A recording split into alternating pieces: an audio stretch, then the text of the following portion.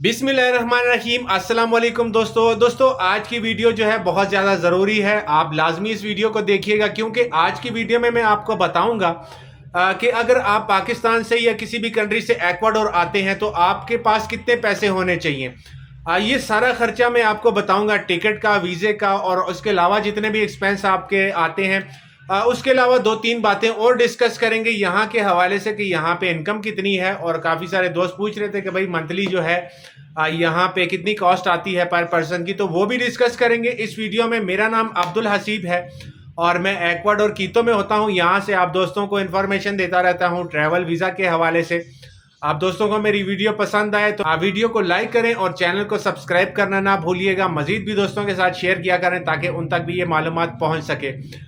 मुझे ये वीडियो बनाने का ख्याल पिछले कुछ दिनों से आ रहा है और उसकी वजह क्या है? वजह ये है कि काफ़ी सारे दोस्त मुझसे रब्ता करते हैं ऑलमोस्ट डेली के हिसाब से। तो बीच में कुछ दोस्त ऐसे थे, क्योंकि मैंने पिछली वीडियो जो अपलोड की थी उसमें मैंने बताया था कि भाई वीज़ा की जो प्राइस है, जो वीज़ा फीस है वो है $50। उसके बाद आपने $30 सबमिट करने हैं। तो उसकी वजह से कुछ कन्फ्यूजन बन गई है और कुछ दोस्त जो है वो मुझे लगातार मैसेजेस कर रहे हैं और वो पूछ रहे हैं और उनके माइंड में ये है कि हम 2-4 लाख रुपए में जो है वो पाकिस्तान से एक्वाडोर पहुंच जाएंगे। तो इस वजह से इस कन्फ्यूजन को क्लियर करने के लिए मैंने ये वीडियो बनाई है, ठीक है। और इसमें मैं अभी आपको बताऊंगा कि यहाँ पे आपका कितना खर्चा होता है यहाँ पर पहुंचने में। देखिए, सबसे पहले तो मैं आपको एक एग्जांपल दे दूं। वीज़ा फीस जो है किसी भी कंट्री की, आप किसी भी कंट्री का वीज़ा अप्लाई करते हैं, यूके का करें, जर्मनी का करें, फ्रांस का करें, अमेरिका का करें, ठीक है, ब्राज़ील का करें, किसी भी कंट्री का आप वीज़ा अप्लाई करते हैं तो उसकी फ़ीस ज़्यादा से ज़्यादा $100, $150, $50, $80 यही फ़ीस होती है वीज़ा की, ठीक है। तो वीज़ा की जो मैंने आप दोस्तों को फ़ीस बताई है वो बिल्कुल एग्जैक्ट है, वो बिल्कुल यही फ़ीस है उसकी। लेकिन उसके साथ मज़ीद कुछ चीज़ें होती हैं। देखिए, आपको चाहिए होता है इन्विटेशन लेटर, ठीक है। उसके बाद आपको कंसल्टेंसी चाहिए होती है किसी की, या आप खुद अप्लाई करते हैं, ठीक है। तो तब तो आपका खर्चा जो है वो कम आता है। हालांकि हर बंदे को मैं पहले यही रेकमेंड करता हूं कि आप सबसे पहले खुद ट्राई करें। अगर आप पढ़े लिखे हैं तो आप खुद ट्राई करें, लेकिन फिर भी आपके जो खर्चा है वो इतना नहीं आता, ठीक है। डेफिनेटली आपने अपने डॉक्यूमेंट जो है वो रेडी करने हैं, उस पर आपका खर्चा बन सकता है, ठीक है। आपने अपने डॉक्यूमेंट सबमिट करवाने हैं, ट्रांसलेट करवाने हैं, उस पर भी आपका खर्चा है, ठीक है। फीस सबमिट करनी है वीज़े की। उसके अलावा आपको इनविटेशन चाहिए, उस पर भी खर्चा है, ठीक है। अगर मैं यहाँ से आपको इनविटेशन दूंगा तो मेरे लिए बहुत मुश्किल है, मैं फ्री नहीं दे सकता। अच्छा, उसके बाद आ जाते हैं जी, हमने ट्रैवल करना है। बिलफर्ज आप अगर खुद भी वीज़ा अप्लाई करते हैं तो आपका तकरीबन $400 से $500 जो है ये लग जाता है, ठीक है। $50 उसकी फ़ी है, ठीक है। लेकिन उसके अलावा जो एक्सपेंसिव है ये अपने जहन में डाल लें, ये आपका इस वीज़े पे आएगा, ठीक है। अगर आप किसी की कंसल्टेंसी लेते हैं तो लाजमी बात है वो अपने चार्जेस लेगा, वो अपने तरीके से अप्लाई करेगा। उसके बाद आ जाते हैं जी टिकट के हवाले से। काफ़ी दोस्त पूछते हैं भाई टिकट बहुत ज़्यादा महंगी है और बहुत ज़्यादा एक्सपेंसिव है, टिकट कितने की है। काफ़ी दोस्त मुझसे प्राइस पूछते रहते हैं। देखिए, टिकट की जो प्राइस होती है वो टाइम टू टाइम चेंज होती रहती है, लेकिन ऑलमोस्ट मैं आपको बता दूं यहाँ की टिकट जो रिटर्न टिकट बनती है, जो रूट है यहाँ का, देखिए अगर आप तुर्किश एयरलाइन की टिकट लेते हैं, आपके पास इलेक्ट्रॉनिक वीज़ा है, वो ओके टू बोर्ड नहीं होता और उस टिकट पे आप यहाँ पे नहीं आ सकते। काफ़ी सारे दोस्तों ने वो टिकट बाई की और वो उनकी ज़ाया चली गई, ठीक है। वो क्योंकि वो सस्ती है और वो ओके टू बोर्ड आपको देते नहीं है, आप उस पर फ्लाई कर नहीं सकते। अगर पाकिस्तान से आप फ्लाई कर भी जाएं तो आपको तुर्की से वापस आना पड़ता है, ठीक है। तो उसका रीज़न यही है, उस टिकट पे आप नहीं आ सकते। यहाँ की जो, अगर आप एक्वाडोर आना चाहते हैं तो यहाँ के लिए सिर्फ एक ही ऑप्शन है आपके पास, वो है एमिरेट्स एयरलाइन। और एमिरेट्स एयरलाइन का जो रूट है हमारे पास, या जो रूट बनता है यहाँ के लिए, ठीक है, वो एक्सपेंसिव है।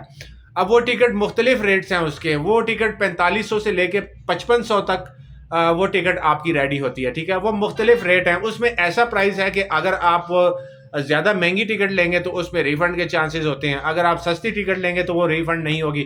अब इससे सस्ती टिकट आपको कैसे मिलेगी? अगर आप तो यूरोपियन रेजिडेंस है या अमेरिकन रेजिडेंस है तो फिर आपको वाया यूरोप या वाया अमेरिका जो है वो सस्ती टिकट मिल सकती है।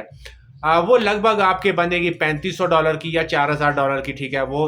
लेकिन अगर आपने डायरेक्ट फ्लाइट लेनी है और आप फर्स्ट टाइम आ रहे हैं तो आपको डेफिनेटली जो है वो रिटर्न टिकट महंगी पड़ेगी, ठीक है। पाकिस्तानी पैसों में अगर हम इसको कन्वर्ट करें तो तकरीबन 12 से 14 लाख के दरमियान में लगभग ये रिटर्न टिकट बनती है, ठीक है। और एमिरेट्स की एक खसूसियात ये है कि एमिरेट्स जो है वो हमें रिफंड भी नहीं देता। ये चीज़ अपने जहन में रखिए, ठीक है। हाँ, वो टिकट जो है वो एक्सटेंड हो जाती है अगर आप बिलफर्ज एक बार नहीं चढ़ते, ठीक है, आपको एयरपोर्ट में कोई प्रॉब्लम आती है, ठीक है, या आपका कोई मसला हो जाता है, आप नहीं बैठते हैं, तो वो टिकट में डेट जो है वो चेंज हो जाती है और आप अगली टिकट में जो है वो बैठ सकते हैं, ठीक है। अच्छा, उसके अलावा नेक्स्ट प्रोसेस आ जाते हैं जी। अगर आप पाकिस्तान से बिलफर्ज आ रहे हैं तो डेफिनेटली ब्रदर यहाँ पे जो भी आएगा उनको ये पता है कि भाई ये अमेरिका जा रहा है, ठीक है। जो भी बंदा एक्वाडोर का आप टूरिज्म के लिए, तो इतनी दूर आपके पास वीज़ा तो टूरिज्म का होता है, लेकिन आप उनको पता है कि भाई ये हमारे पाकिस्तानी गरीब लोग हैं, ये टूरिज्म के लिए दुबई मुश्किल से जाते हैं, तो ये साउथ अमेरिका टूरिज्म के लिए क्यों जाएंगे, ठीक है। तो लाजमी बात है, उनको ये चीज़ पता है कि यहाँ पे वो लोग सिर्फ और सिर्फ अमेरिका जाने के लिए या फिर यहाँ पे आने के लिए, काम करने के लिए आते हैं, ठीक है। तो पाकिस्तान से एफआईए जो है वो आपको बहुत ज़्यादा डिस्टर्ब करती है। अब उसका हल जो है, उसका हल ये है कि आपको पता होना चाहिए कि पाकिस्तान से आप कैसे बैठते हैं। मेरे ख्याल से वीडियो में बताना जो है वो मुनासिब नहीं रहेगा, क्योंकि यूट्यूब का एक सोशल मीडिया का एक प्लेटफॉर्म है और काफ़ी दोस्त देखते हैं, हो सकता है बाकी भी ममालिक से देखते हों, तो हमारे मुल्क की बदनामी नहीं होनी चाहिए। लेकिन आपको आइडिया होना चाहिए कि आपको एयरपोर्ट पे जो है वो कोई सेटिंग करनी पड़ती है, ठीक है, और उसमें भी आपका खर्चा होता है, ठीक है।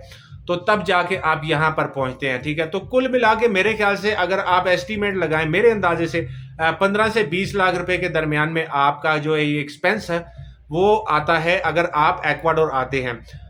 मैंने इसी वजह से मुझे काफ़ी सारे दोस्त जो है वो मैसेजेस कर रहे हैं जो दुबई जाना चाहते हैं या जो करीब के किसी ममालिक में जाना चाहते हैं, और वो मुझे बार बार मैसेज कर रहे हैं, भाई हम कैसे आए, हमारे कौन से डॉक्यूमेंट्स। हालांकि डॉक्यूमेंट्स तो मैं हर वीडियो में बताता हूँ, तो डॉक्यूमेंट्स के बारे में पूछते हैं और खर्चा के बारे में पूछते हैं। जब मैं उनको बताता हूँ कि भाई टिकट जो है वो इतने की है, अब डेफिनेटली ब्रदर ये दुनिया का आखिरी कोना है, ठीक है। ये अब दुबई तो है नहीं है कि आप पाकिस्तान से बैठेंगे 4 घंटे में जो है वो आप पहुंच जाएंगे, ठीक है। यहाँ के लिए आपका जो है मेरे ख्याल से तकरीबन 24 से 25 घंटे का जो बाई एयर जो है वो रास्ता है, ठीक है। और काफ़ी दूर है, ये दुनिया का आखिरी कोना है, ठीक है, साउथ अमेरिकन कंट्री है। तो आप जब भी यहाँ के बारे में देखते हैं तो आप थोड़ा सा सर्च कर लिया करें, मेरी वीडियोस देख लिया करें, मेरे चैनल पे हर तरह की वीडियो जो है वो पड़ी हुई है, आप वहाँ से सर्च करें, ठीक है। तो किस्सा मुख्तसर, ज़्यादा लंबी बातें नहीं करता, किस्सा मुख्तसर यही है कि मैंने आपको ये बताना चाहता था कि यहाँ पर आने के लिए इतना एक्सपेंस होता है, ठीक है। आप ये ना समझें कि भाई मैं 2-3 लाख में, 4 लाख में जो है यहाँ पर आ जाऊँगा।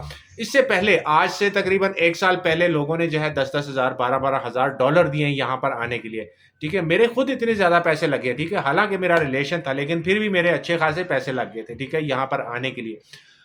तो ये तो हो गया जी चैप्टर क्लोज। अब आ जाते हैं नेक्स्ट टॉपिक पे। दूसरा टॉपिक ये है कि काफ़ी सारे दोस्त पूछ रहे हैं कि भाई यहाँ पर हम मंथली इनकम कितनी कर सकते हैं और उसके अलावा यहाँ पर कॉस्ट कितनी आती है मंथली। तो ये सिंपल सी बातें हैं। देखिए, अगर सिंगल पर्सन आप किसी के साथ शेयरिंग में रहते हैं तो 100 से $150 आपका जो है वो रेंट है, और तकरीबन $200 कर ले आप महीने का अपना खर्चा। अगर उसके अलावा आपकी कोई एक्स्ट्रा एक्टिविटीज़ हैं तो वो तो एक अलग अलग चीज़ है, लेकिन ये मैं आपको रहने का और खाने पीने का बता रहा हूँ। तकरीबन $350 या $400 में आप यहाँ पे एक महीना रह सकते हैं, ठीक है। तो मेरे ख्याल से ये ज़्यादा एक्सपेंसिव नहीं है, ये बहुत ही मुनासिब और बहुत चीप प्राइस है, ठीक है। उसके अलावा आपकी इनकम जो है, अब इनकम के बारे में मैं ज़्यादा डिटेल से नहीं जाऊँगा, क्योंकि वो पर्सन के तक भी होता है कि वो किस तरह का आदमी है। जो बंदा यहाँ पर आता है, काम करता है, उसको ये जगह समझ आती है, या वो ज़बान जल्दी सीख सकता है, ठीक है, या वो कितने स्ट्रगल करता है, तो उसी हिसाब से वो इनकम करेगा। अब मैं वैसे अपने आप से ब्लंडर नहीं मार सकता कि भाई आप $10,000 कमाएंगे। हाँ, एक एस्टिमेटली मैं आपको एक अंदाज़न बता देता हूँ। अगर आप आते हैं यहाँ पे, ठीक है, ठीक है, मैं पहले भी वीडियोस में बता चुका हूँ कि यहाँ पे चांदी का जो काम है वो ऑलमोस्ट पाकिस्तानी करते हैं, इंडियंस भी करते हैं, ठीक है। और भी काफ़ी सारे काम है, शवारमा शॉप हैं, बहुत सारे काम हैं, लेकिन वो ज़्यादा अच्छे हैं। लेकिन जिस बंदे को स्पेनिश नहीं आती है तो उसके लिए थोड़ा मुश्किल होता है स्टार्ट में। नहीं तो उसमें ये है कि अगर आप यहाँ पे आते हैं और आपके पास जो शो मनी होती है 1000, 2000 या $3000, ठीक है, उसकी आप यहाँ पे ले लें चांदी, ठीक है, चांदी ले लें और दूसरे दिन से आप काम पे लग जाएं, ठीक है। अपनी भाई उंगलियों से बातें कर दें, ठीक है, इशारों से समझाएं, अगले बंदे को प्राइस ही बताना होता है ना, ठीक है, ज़्यादा मुश्किल नहीं है। तो वो काम आप कर सकते हैं, और मेरे ख्याल से अगर आपका उसमें 3-4 महीने, 5 महीने लग जाते हैं, ठीक है, तो आपको 2500 से 3000 या $4000 जो है वो आपको अर्निंग आना शुरू हो जाती है, ठीक है। तो ये काम यहाँ पे बहुत अच्छा है, यहाँ पे काफ़ी सारे दोस्त करते हैं, पाकिस्तानी जितने भी हैं यहाँ पे, ठीक है। तो आज की मेरी कोशिश यही थी, मैंने कहा ये कुछ कन्फ्यूजन है और कुछ लोग सवालात कर रहे हैं, तो मैं इस वीडियो के ज़रिए दूर कर दूँ। और चैनल मेरे को सब्सक्राइब करना ना भूलिएगा। मेरे सब्सक्राइबर बहुत कम है, तो आप दोस्तों से गुजारिश यही है कि मेरे चैनल को ज़रूर सब्सक्राइब कर लिया करें। बल्कि ज़्यादा बेहतर यही है कि आप अगर मुझे वॉइस मैसेज करते हैं तो उससे पहले भाई मुझे एक सब्सक्राइब का जो है वो स्क्रीनशॉट भेज दिया करें, ताकि मुझे भी खुशी हो कि भाई आप भी मेरे लिए कुछ कर रहे हैं और मैं भी आपके लिए। ठीक है, तो दुआओं में याद रखिएगा। इंशाल्लाह नेक्स्ट वीडियो में मुलाकात करेंगे। इजाज़त दीजिए, अल्लाह हाफिज़।